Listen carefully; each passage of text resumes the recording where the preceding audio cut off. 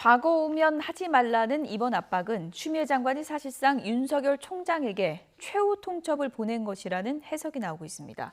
윤 총장 역시 이 지시를 모두 수용할 가능성은 크지 않아서 전면전으로 치닫게 될지 주목됩니다. 이종원 기자입니다. 추미애 장관이 다시 내놓은 입장문의 요지는 간단하고 명료합니다. 지난 2일 윤석열 총장에게 내린 수사 지휘를 그대로 모두 수용하라는 얘기입니다. 무엇보다 긴급 검사장 회의까지 소집했던 대검찰청이 대다수 의견이라며 법무부에 전달했던 논의 결과를 반박하는 성격이 강합니다. 윤 총장을 수사 지휘에서 배제하는 건 위법하고 부당하다는 의견에 대한 공개 반박으로 더는 논의의 여지가 없으니 지시를 모두 수용하라는 최후 통첩을 보낸 것으로 해석됩니다.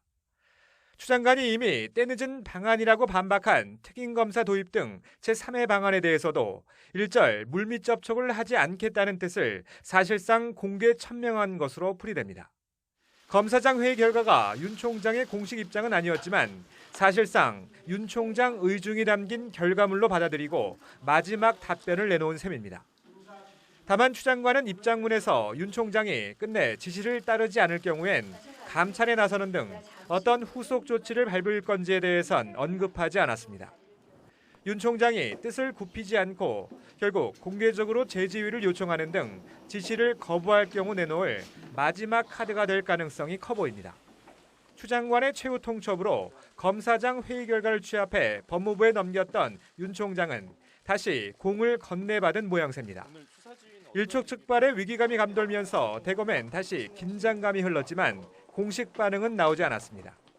대검 관계자는 윤 총장이 여전히 고심 중이라며 언제 공식 입장을 내놓을지는 총장 결단에 달렸다고 말했습니다.